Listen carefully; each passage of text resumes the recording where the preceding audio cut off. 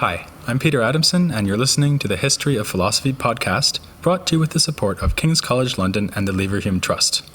Online at www.historyofphilosophy.net. Today's episode will be an interview about philosophy and medicine in the Islamic world with Peter E. Pormann, who is Professor of Classics and Greco-Arabic Studies at the University of Manchester. Hi, Peter. Hi, Peter. Thanks for coming on. Perhaps we can start by talking about the sources of medicine in the Islamic world. Would it be fair to say that the situation is similar to philosophy in that the main sources are Greek? Indeed, they are. So the two big authorities, the two names that I mentioned over and over again in the Islamic tradition are on the one hand Hippocrates and on the other Galen. But then there are some lesser-known physicians such as Rufus of Ephesus, who dies around the year 100. And then there is, for instance, Paul of Aegina, a 7th century physician who worked in Alexandria and presumably, because of his name, hailed from the island of Aegina, which is just opposite Athens or Piraeus. But generally speaking, when it comes to the medical tradition, humoral pathology, the idea that blood, phlegm, yellow bile, and black bile, when in balance, create health, and when in imbalance, create disease. This humoral pathology, this idea, basically dominates the Islamic tradition. And that's a Greek idea which we first find in the treatise on the nature of man by Hippocrates, which was then adopted, so that's the 5th century BC, and which was then adopted by Galen, the physician who lives roughly from 129 till 216 AD. And this physician Galen wrote a commentary on it, and he adopted and adapted that humoral pathology. And that's the cornerstone of medicine as it developed in the Islamic world. And I suppose that most of the medical authors who are working in Arabic are at the mercy of the translators. I mean, not Hunayn ibn Ishaq, who's one of the most important translators of medical works into Arabic, but most medical authors would have just had to work with the Arabic versions that were given to them by the translators. Yeah, that's correct. I mean, it's not entirely correct for the 9th century, so we have somebody called At-Tabari, who probably knew Syriac. There's somebody called Ibn Sarabian or Ibn Sarabiyun in the late 9th century who writes in Syriac and then is translated into Arabic. So some people would have had a notion or a knowledge of Syriac because they're Christians, or some people would have a notion or some knowledge of Greek, although for the vast majority and certainly the most important figures, that is true. So the people of whom we know and whom we admire, kind of the luminaries of the Arabic medical tradition, people like Ar-Razi, Ibn Sina, Avicenna, and others, they totally relied on the translations. And even the Arabic technical terminology that's used in medical works is to some extent based on Greek technical terminology, just like in philosophy? Yes and no. So basically there were three procedures or three ways in which the Greek vocabulary was adapted and adopted. So the first is just to translate one term with another. So instance, the concept of mixture, krasis in Greek is very important. So how are the humours, these four humours, mixed? Now that's called mizaj in Arabic. That's an Arabic term, maybe has also a cognate in Syriac, but it's a good Arabic word. So other terms then are translated as what we call calques or loan translations. For instance, there's a disease called alopecia, the disease literally of the fox, alopex, which is basically a loss of hair, which you, Peter, might be familiar with. And now this disease, alopecia, is then translated into Arabic as da-athalab, so literally the disease of the fox. So alopecia, kind of the fox disease in Greek, becomes the disease of the fox in Arabic. That's a loan translation. And for this, obviously, the Greek word structure is important. And then sometimes we have just transliteration. Take phrenitis, a brain fever, a disease which is sometimes nowadays associated with meningitis. That is often just transliterated, pharanitis, and that's a procedure which also occurs. But in all these three cases, whether it's just like replacing a Greek word with an Arabic word, or finding a loan translation, or just transliterating the word, the Greek concepts are important that are behind that. To what extent do you think we're being misled by the fact that mostly what we've got access to here is these very learned texts which are grounded in this translation movement? I mean, on the ground, was a lot of the medical care that people were actually receiving, was it actually influenced by Greek medicine, or is this more like a literary tradition? Well, it is both. So on the one hand, you have a massive translation movement in the 9th century about which you talked in an earlier episode. And that obviously, so these translations, these texts are very important. But on the other hand, you have a tradition on the ground. So even in pre-Islamic and early Islamic poetry, you find certain Greek technical terms mentioned. Now that doesn't depend on a learned tradition. That's just because the Arabs lived in close contact, with the Greeks or with the Byzantines, and took certain ideas and concepts over from them. So it's not just one channel. So the practice is important and the theory is important. But what did not happen is just that the text got translated, and then all of a sudden some Arab author first reads them and then, kind of applies the principles. There is a tradition. There are physicians, for instance, Christian physicians who practice medicine, who draw on these texts, and who are then imitated. So one thing which is very important is the curriculum at Alexandria in late antiquity. That is more or less adopted wholesale in Baghdad in the 9th century. So there's, on the one hand, transfer of knowledge, but on the other hand, then there is innovation and there are new ideas that stem from or that are built on this fundament, on this basis of Greek humoral pathology. That's actually the next thing I was going to ask you. What sorts of innovations or discoveries were made in the Arabic medical tradition? Well, there are numerous innovations, and that's first and foremost a very important point. I'd just like to give you a few examples from different areas. So, for instance, the first anatomical illustrations of the muscles of the eye, which we have, occur in an Arab manuscript in Hunayn ibn Ishaq's text, the 10 treatises on the eye. So there you find the first illustration of, like an anatomical illustration. So, perhaps they're Greek antecedents and we don't have them, but for us, as far as we know, this is the first manuscript where we see it. It's, by the way, Cairo Tip Timur 100, so it's nowadays kept in Cairo in the National Library there. So that's one thing, illustration, anatomy. Another thing is the discovery of new diseases or the differentiation between diseases about which people did not know beforehand. So Hunayn ibn Ishaq, that translator and physician who dies in the 870s, for instance, describes in his work on eye diseases a condition called pannus nowadays, P-A-N-N-U-S, sabal in Arabic, and it's basically an overgrowth over the eye. And this is a condition which was not known or which we do not find in Greek sources, and which for the first time is described in this text. So new diseases are discovered. Or Ar-Razi, Abu Bakr Muhammad ibn Zakaria Ar-Razi, who dies in 925 roughly, distinguishes between smallpox and measles for the first time, a distinction not made in earlier Greek sources. So new diseases are described, but also new therapies are found. So obviously the Greek recipes, are very important. Galen and Dioscorides, an author who lived in the 1st century AD. You mean drug recipes for medicines? Medicines, yes. So again, Dioscorides in the 1st century AD and Galen in the 2nd century AD write on simple drugs, write work on simple drugs, and Galen also on compound drugs. So many recipes, a lot of information how individual medical substances, the so-called simples, work, and that is translated. But it's not just people just take the recipe and don't do anything with it. So the recipes are further developed. It's like a cook who can't, who can't refuse the temptation to innovate when he sees a recipe. Similarly, like a lot of recipes are altered, and also a lot of drugs come in from the East for the first time. The last innovation which I'd like to mention is the hospital.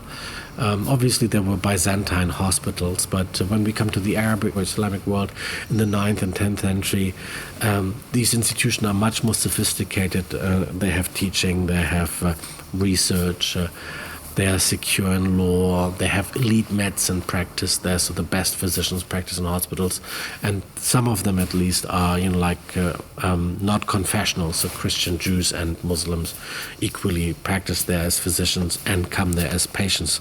So also on the social level, there's a lot of innovation. Right, so the next time one of us is in hospital, then we should give thanks to the Arabic medical tradition. Well, I mean, you could say that some of these innovations foreshadow modern developments, but it's always difficult. One should always resist the temptation to find the present in the past. So well said. That's a nice aphorism to go along with Hippocrates' aphorisms. Of course, yes. One disease you've worked on quite a bit is a disease that was recognized in the ancient tradition, but the understanding of it was developed further in the Arabic tradition, and this is melancholy. Can you tell us a bit about that? Because I think it's philosophically interesting. Yes, so melancholy is a disease which has different manifestations. And melancholy, or the Greek word melaina, from which melancholy is derived, actually means black bile. So melancholy is the disease of the black bile.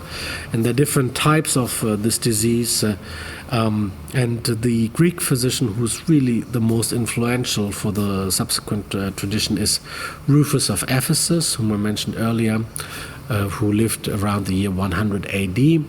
And he wrote a treatise on melancholy, and he distinguishes, for instance, between innate melancholy and acquired melancholy. So some people are just melancholic by character or by disposition. They have too much black bile, and they have certain tendencies, and some people acquire it. And the disease manifests in different ways. I mean, nowadays when we say somebody's melancholic, it just means, he has the blues, so he's sad or whatever. But melancholy in those days was really a form of madness. So you have delusions. So for instance, some people thought they are made of parchment, and they're they are so dry that if somebody touches them, they're brittle. Others thought they were made of porcelain and they could be crushed and crumble.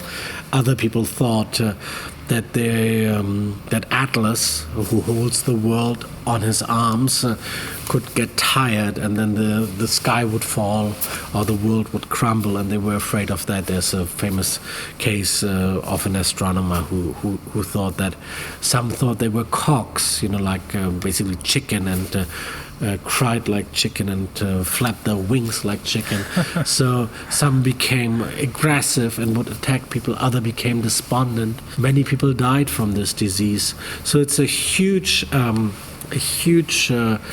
spectrum of symptoms which come under melancholy, which is kind of madness, and it is caused by an excess of black bile, and there are various ways, and I won't go into all the details.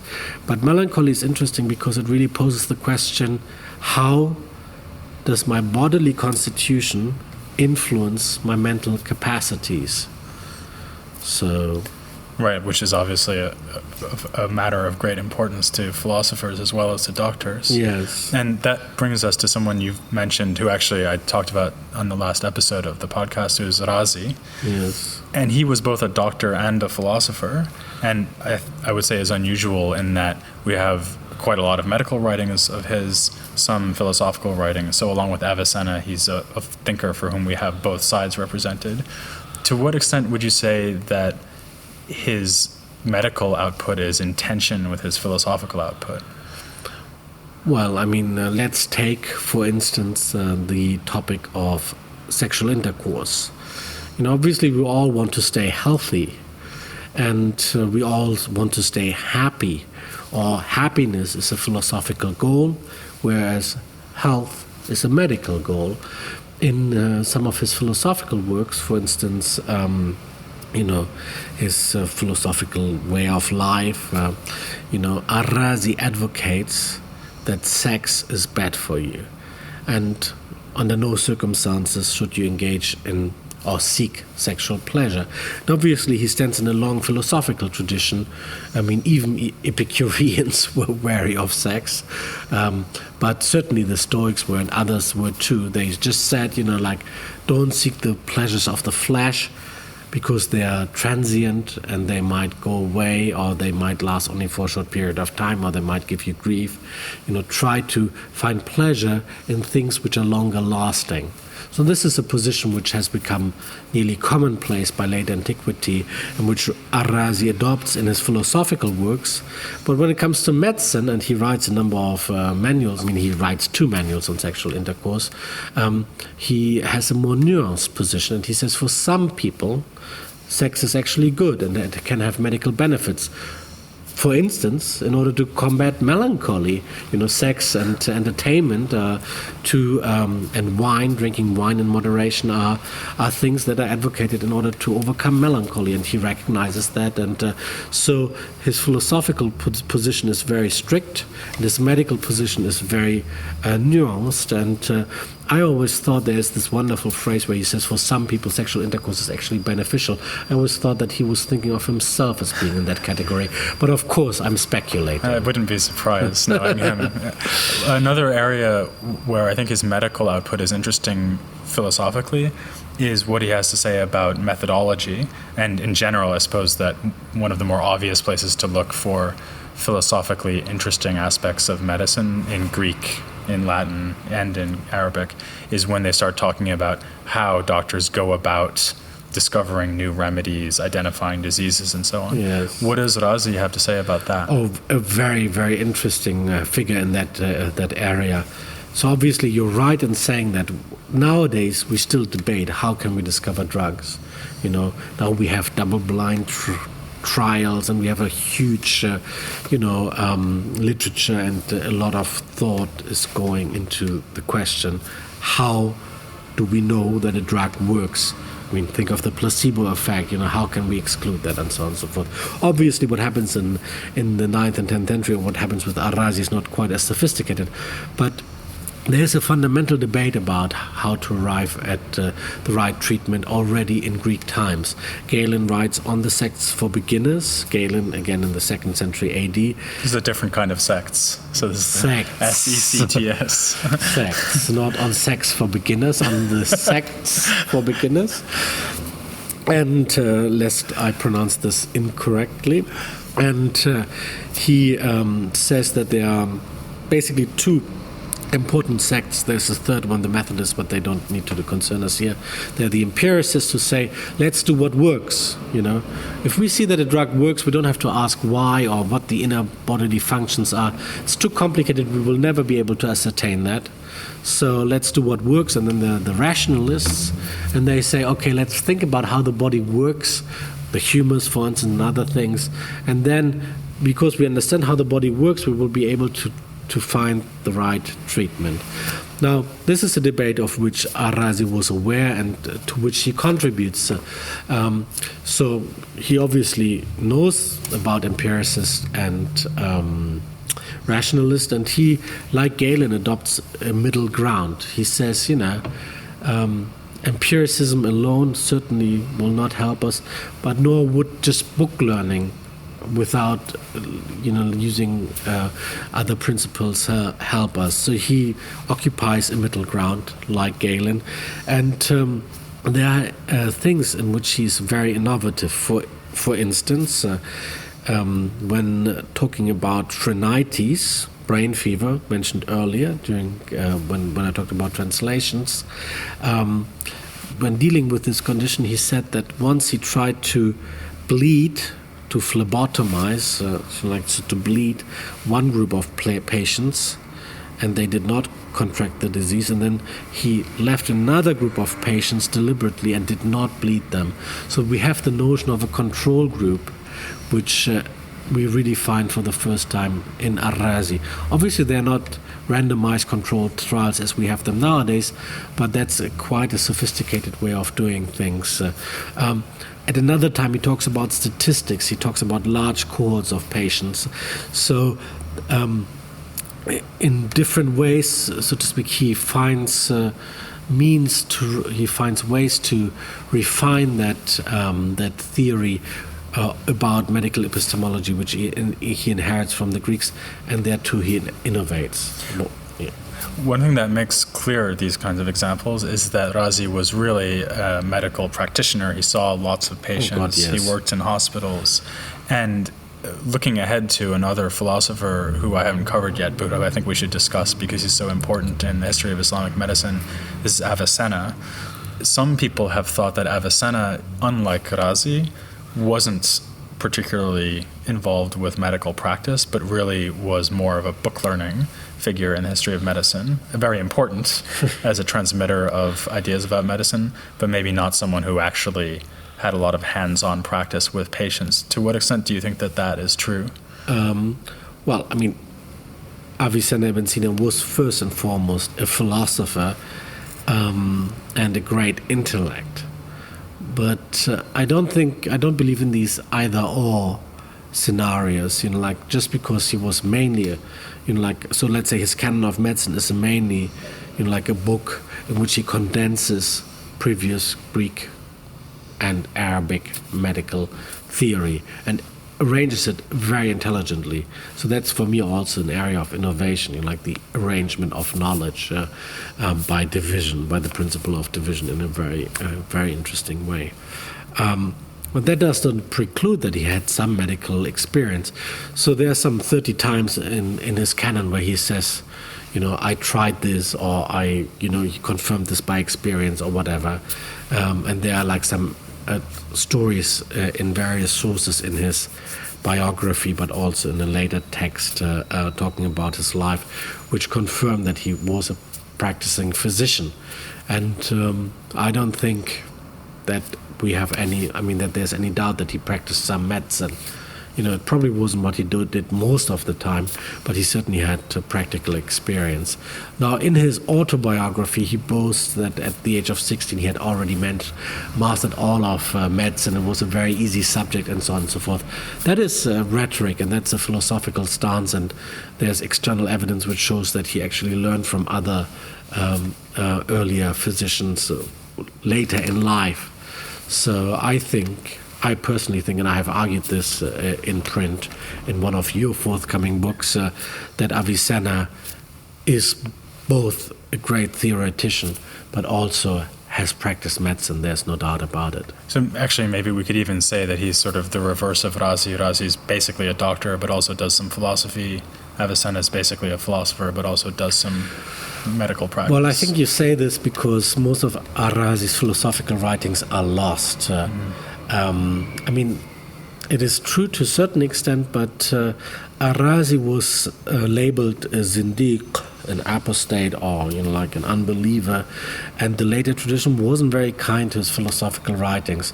So I think if we had more, we would appreciate his philosophy more. But generally speaking, I think that's right. While we're on the topic of Avicenna, I wanted to come back to something you mentioned earlier, which is that in this tradition, it's common to think about psychological states as being somehow dependent on states of the body. And one area where this arises is that Avicenna associates various psychological faculties, things like imagination and so on, with organs of the body, and in particular the brain. So could you say a little bit about that? Avicenna has this theory of the 5 inner senses. So each sense, in outside sense like sight, to each outside faculty of sensation that corresponds, something in the brain. And it is situated in the brain. And it's a difficult topic because again, in his medical work and his philosophical works, he formulates that theory slightly differently. But what is clear is that he situates these faculties inside the brain, and so he tries to come to some understanding of how the interface, so to speak, between the soul or the mental faculties and the physical faculties of sensation work. And I think that his take on this is actually quite a bit of a departure from what happened before, because like the common sense, for instance, is already found in Aristotle, but what he makes of it and the way he describes it is, and how he links it to the five outer senses to the five inner senses is innovative. But that's probably something you know more about than I do. So you and should. Actually, really maybe I'll discuss talk this, about it more when I get to Avicenna and I'm talking about his psychology. Before we end, I just wanted to give you a chance to say more generally, where is the state of research into this whole field? I mean, is it in its infancy, or is there a lot still to be done researching Islamic medicine? Well, we stand on the shoulders of giants, of course. So the generation of my teachers have produced wonderful and brilliant work. I mean, I can mention Manfred Ullmann, Emily Savage-Smith, Remke Kröck, and others. But in my generation, we are very few. And, like I'm in my early 40s now, and there's not, well, I shouldn't say this, maybe. He looks younger. But in any case, there are fairly few people. I mean, if you think of a major figure like Avicenna, his canon of medicine is full of interesting philosophical things. His medicine, he's the most important, the most influential medical author, and there are very few studies done by people who work with the Arabic sources and do something, who are trained in the history of medicine. So the state is really, on some level, in its infancy, and we certainly need more people to move into it. Okay, well, if anyone out there in the audience is tempted, then they can give Professor Pormann a call. For now, I'll just thank him very much for coming on the show. Thank you. Thanks for having me, Peter. And please join me next time when I'll start to look at philosophy in the 10th century in the context of the Baghdad school of Aristotelian philosophers. Next time on the history of philosophy without any gaps.